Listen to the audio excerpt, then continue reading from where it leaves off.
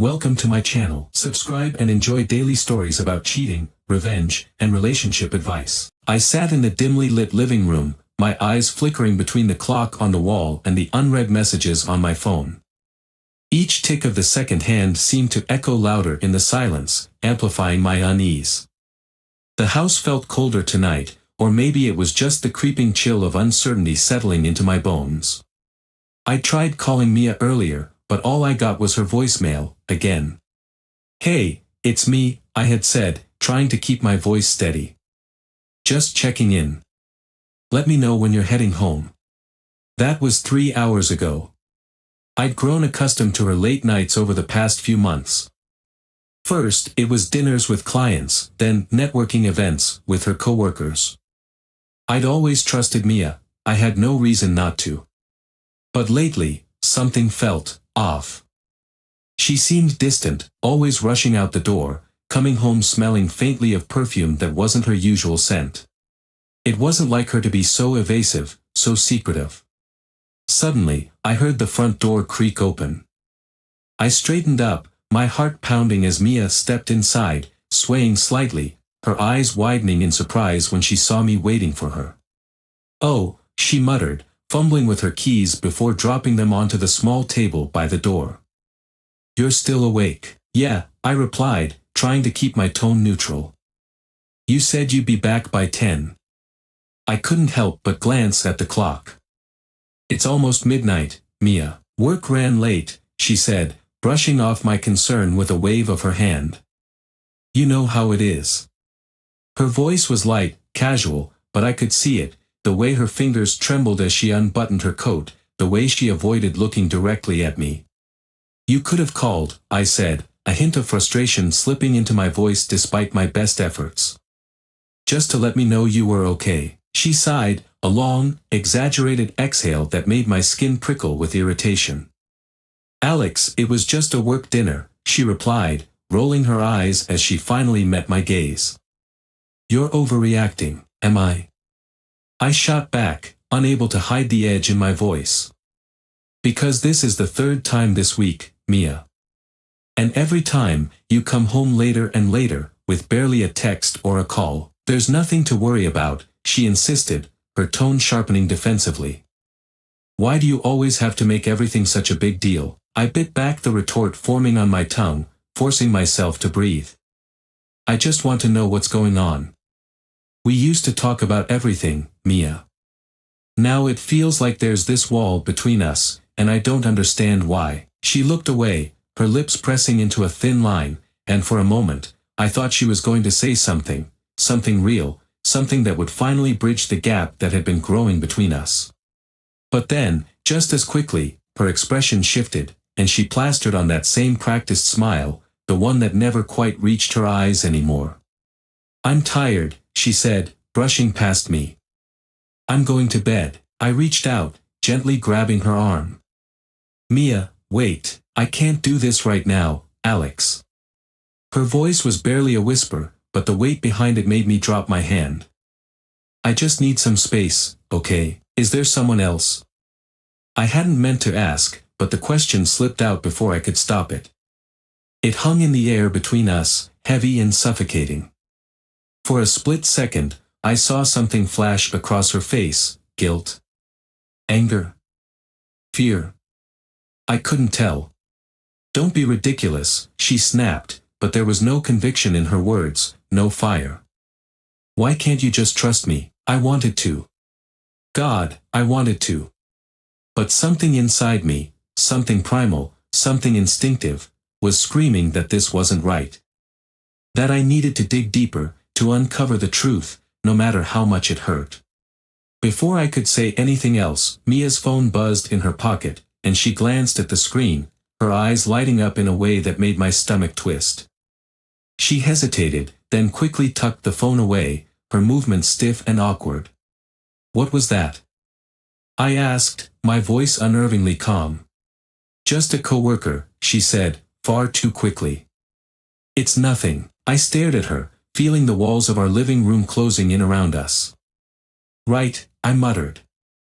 "Nothing, actually," Mia said, clearing her throat and taking a step back. I'm going out. A bunch of us are heading to a party. Todd booked a suite at the Regency. Just thought I'd stop by for a bit. She threw the words out casually, like they didn't matter. Like they wouldn't cut me to the bone. What? Now? I asked, my eyebrows knitting together. You just got home. It's no big deal, she insisted, her tone flippant. It's just a quick stop by, and then I'll be back. My jaw clenched. Mia, it's past midnight. She laughed, a hollow, humorless sound. Oh, don't start acting like my father, Alex. I'm a grown woman. I don't need permission to go out. I wanted to fight her on it, to demand she stay, to tell me the truth. But as I looked into her eyes, I realized that she was already gone. Maybe she'd been gone for a while, and I just hadn't wanted to see it. Fine, I said, my voice cracking ever so slightly. Do whatever you want. She paused, as if considering saying something, but then she turned away, grabbing her coat and heading back toward the door. I'll see you later, she called over her shoulder, and then, just like that, she was gone. I stood there for a long time after she left, staring at the door as if she might walk back through it, as if she might finally tell me the truth. But the silence that filled the room was my only answer. The minutes dragged on like hours as I paced the living room, the quiet hum of the house only amplifying my anxiety. My phone remained stubbornly silent, each glance at it heightening the dread knotting in my stomach. I tried to distract myself with the television, flicking through channels mindlessly, but the noise felt hollow against the backdrop of my unease. Finally, I reached for my phone again, the urge to check her social media overwhelming. Just a quick look, I muttered to myself, trying to justify it. I opened Instagram, scrolling through the feed until my thumb stilled on a photo that sent my heart plummeting. Mia, her head thrown back in laughter, her hair cascading down her shoulders, and beside her, Todd, his arm casually draped around her waist, a grin plastered on his face. The caption read, "The best work party ever. Hashtag living our best life." My hands trembled as I stared at the screen, the realization dawning that this was more than just a friendly gathering. This was intimacy. I slammed my phone down, my heart racing as anger and betrayal surged through me. How could she do this? I whispered to myself, the words tasting bitter on my tongue. The image of them together replayed in my mind, each cycle twisting the knife deeper. I had to confront her. I needed answers. After a few deep breaths to steady my resolve, I grabbed my keys and headed for the door, my mind racing with possibilities. As I drove to the Regency, the city lights blurred past me, each one a reminder of the trust one had once placed in Mia. I pulled into the hotel parking lot, the neon sign casting an eerie glow over everything. My pulse quickened as I parked, the thought of what I might find stirring a storm of emotions within me. I made my way to the suite, my heart pounding as I approached the door. I hesitated for a moment, unsure if I was ready to face the truth. But there was no turning back now. As I knocked, the muffled sounds of laughter and music poured through the door, making my stomach churn. When it swung open, I was met with the sight of a dimly lit room filled with people, their faces turning toward me in surprise. "Alex?" Mia's voice sliced through the chatter, her eyes widening as she spotted me. "What are you doing here?" "I could ask you the same thing," I said, my voice steely, cutting through the noise. "I thought you were just stopping by for a quick drink." She stepped forward, trying to block my view of the room. "It's just a party." "I told you." "Save it, Mia," I interrupted, my tone sharper than I intended. "I saw the photo. You look pretty cozy with Todd." Her expression faltered for a moment, and I could see the panic flicker in her eyes. "It's not what you think. We were just taking a picture." "Just taking a picture?" I scoffed, the disbelief spilling out.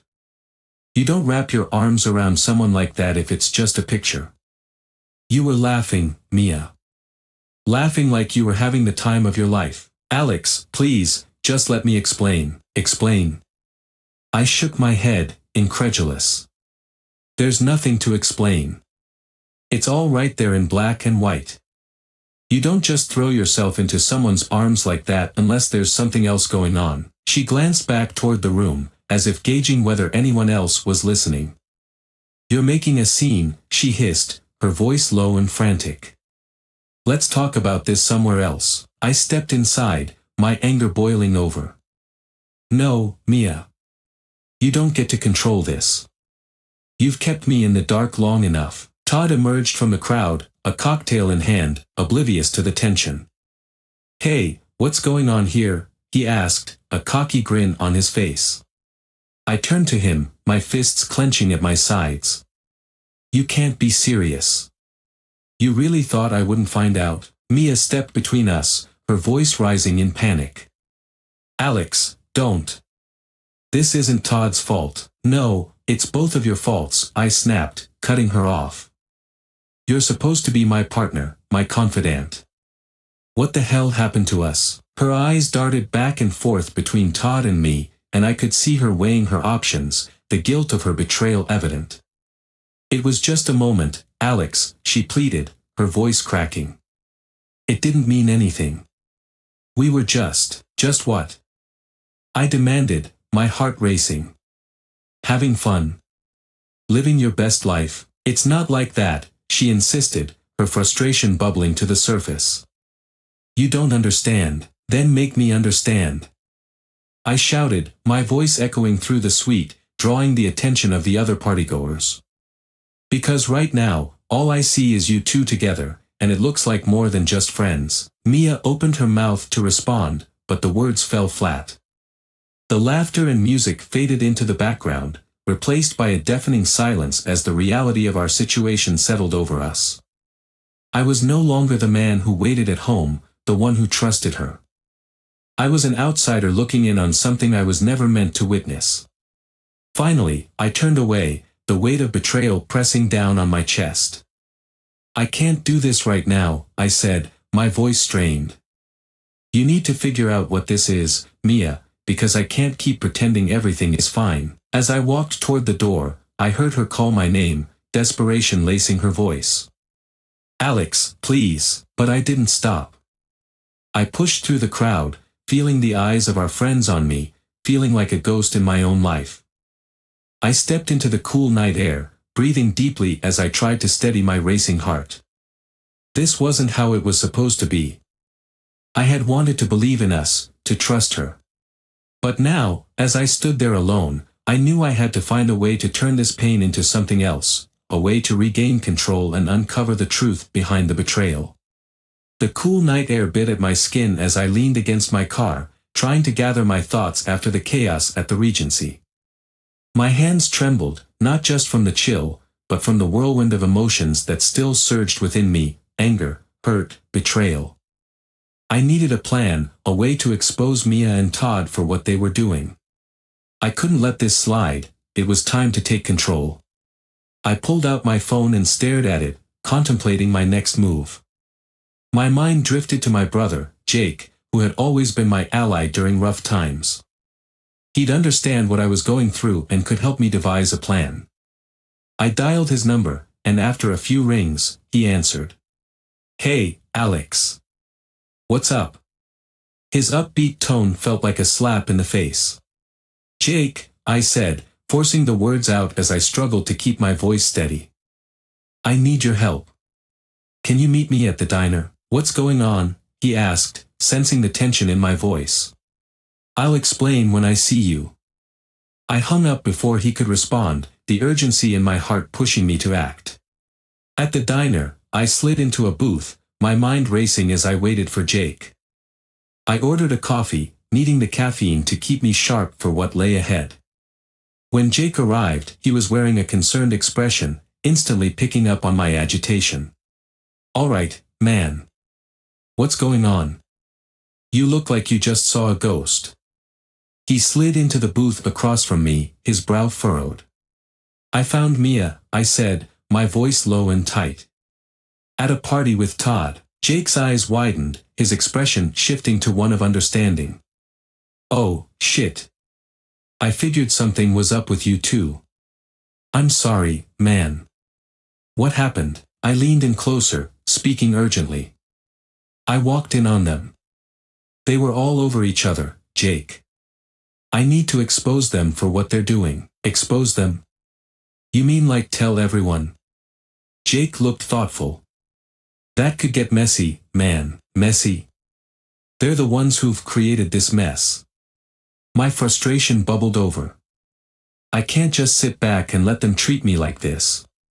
I want proof, something concrete I can use against them. Okay, Jake said, raising his hands in a placating gesture.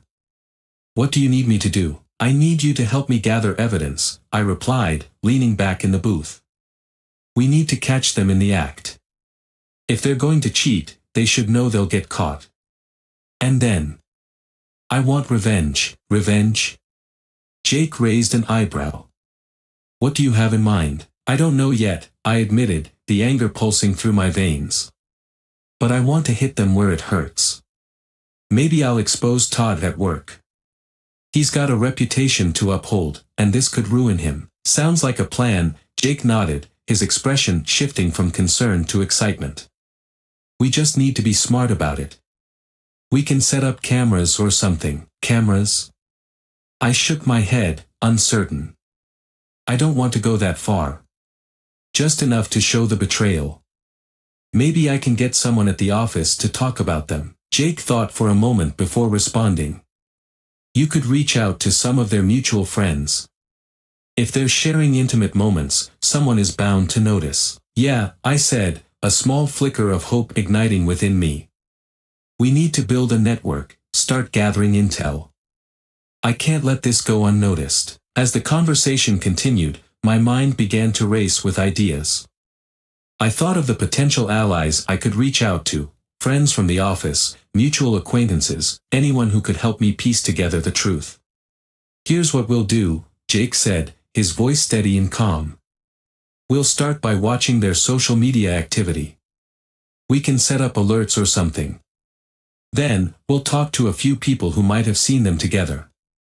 And I'll help you dig up anything that might be useful. Perfect, I said, feeling a surge of determination. Let's start tonight. I need to know everything. Just then, my phone buzzed with a message. It was from an unknown number, and I opened it hesitantly. My heart raced as I read the message. I saw Mia and Todd at the Regency earlier. They looked pretty cozy. Who is it? Jake asked, leaning in to see the screen. I don't know, I said, my mind spinning. But it looks like someone's already on our side. Then we strike while the iron is hot, Jake replied, a glint of mischief in his eyes. Let's gather what we can and then plan our next move. As we finished our coffee and formulated a plan, I felt a new sense of purpose washing over me. I would turn this betrayal into my strength. No longer would I be the one left in the dark, waiting and wondering. I would uncover the truth, and when I did, Mia and Todd would wish they'd never crossed me. That night, as I lay in bed, my phone beside me, I couldn't shake the feeling of empowerment building within me. This was just the beginning, and I was ready to fight for my truth, ready to confront the betrayal head-on. The weeks that followed were a blur of late-night strategizing with Jake and digging through social media posts. We combed through every interaction between Mia and Todd, piecing together their timeline, quietly gathering evidence from mutual friends and acquaintances who had seen them together. Each revelation added fuel to my fire, transforming my heartache into a simmering rage. Finally, we decided it was time to act. The perfect opportunity presented itself, a charity gala that Mia and Todd were both attending, where the elite of the city would gather to network and schmooze. The gala was a chance to expose them in front of their peers, a stage for the drama I had been preparing for. The night of the gala arrived, and I felt a mix of anticipation and anxiety. Jake stood by my side, dressed sharply in a tailored suit, his excitement palpable.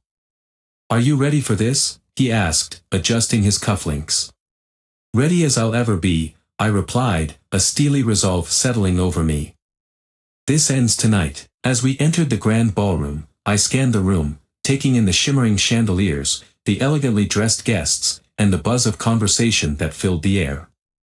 My heart raced when I spotted Mia across the room, laughing with Todd, her laughter like a blade piercing through the fog of my emotions. "There they are," Jake said, nodding toward them. "What's the plan?" "I'm going to confront them," I said, my voice low. "But first, I need to ensure I have everything in place to show everyone what's really going on." "Got it." "I'll handle the crowd," he replied, moving off to engage some friends while I made my way toward the bar, my heart pounding with every step. "Another drink, sir?" the bartender asked, pouring a glass of red wine. "Yeah, make it a strong one," I muttered, taking a deep gulp.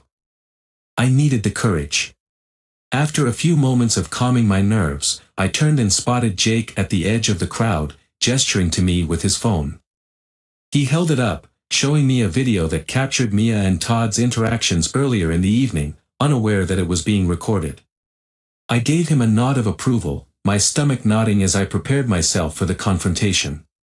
"Hey, Mia," I called out as I approached, forcing a smile that felt more like a grimace. The laughter around her faded as she turned to face me, her expression shifting from surprise to guardedness. "Alex," she said, her voice cold. "What are you doing here?" "I came to talk," I replied, glancing at Todd, who stood beside her with a bemused smirk. "But it seems you've been busy." "What do you mean?" she asked, crossing her arms defensively. "I mean," I began, my voice steady, "that you've been spending a lot of time with Todd. And it seems like more than just work events." Her eyes narrowed. "This is ridiculous. You're making a scene for no reason." "No reason?" I shot back, stepping closer, feeling the energy in the room shift as nearby guests began to notice. "I saw the photos, Mia. I know what's been happening between you two." Todd chuckled, leaning back against the bar, clearly enjoying the show. "Come on, Alex. You can't be serious. It's just a harmless fling." "Harmless?" I echoed, my voice rising with anger. "You think this is harmless?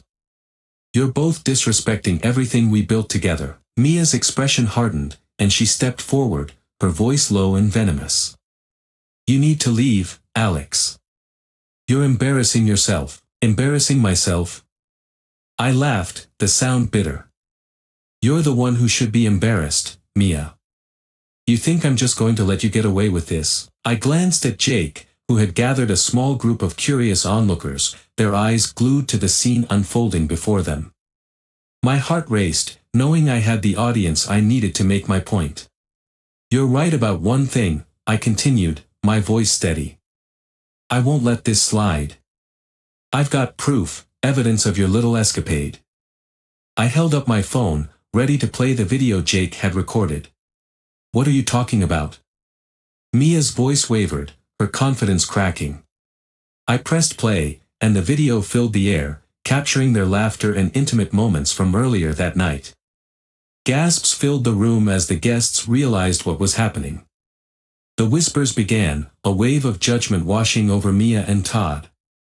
"No!" Mia shouted, her face flushed with humiliation. "How could you?" "By doing what you made me feel I had to do," I replied, feeling a surge of empowerment wash over me. "You both need to face the consequences of your actions." "Alex, this isn't fair." Todd protested, his bravado faltering as he realized the gravity of the situation. "You're ruining everything." "Everything was ruined the moment you decided to betray me," I shot back, my voice steady. "Consider this my way of reclaiming my power." The crowd murmured, some stepping back as Mia's expression shifted from anger to desperation. "You don't know what you're doing, Alex," she shouted, but the fight in her voice was gone, replaced by a vulnerability I hadn't seen in weeks. "I know exactly what I'm doing," I replied, my heart pounding as I felt the eyes of the crowd on me, felt the weight of their judgment. "And you're about to learn that actions have consequences." As I turned to walk away, I felt a mix of relief and exhaustion washing over me. I had taken the step I needed to reclaim my dignity, but the fallout was just beginning. Behind me, I could hear the chaos unfolding as people whispered and speculated, the scandal already spreading like wildfire. Later that night, as I sat in my car, the adrenaline fading, I felt a deep sense of both empowerment and emptiness. I had exposed their betrayal, but the act of revenge hadn't brought me the satisfaction I thought it would. Instead, I felt hollowed out, like I had lost a piece of myself in the process. Jake slid into the passenger seat beside me, his expression serious. "You did what you needed to do," he said, trying to comfort me. "But how do you feel now?" "I don't know," I admitted, running a hand through my hair. "I thought exposing them would make me feel better, but now it just feels empty." "Revenge doesn't always heal wounds," Jake replied quietly. "But you took a stand. You showed them you won't be pushed around. That matters." "Yeah," I said, staring out into the dark night. "It matters. But I don't think it changes how I feel about losing Mia." "Give it time," he said, placing a reassuring hand on my shoulder. "You'll find your way through this." As I drove home, the weight of the night settled over me. I had taken back my power, but the journey ahead would still be long and difficult. I would need to navigate the fallout, the shattered pieces of a relationship I had once cherished, and the pain of betrayal that lingered. The confrontation had been just the beginning. Now, it was time to heal and find my way forward.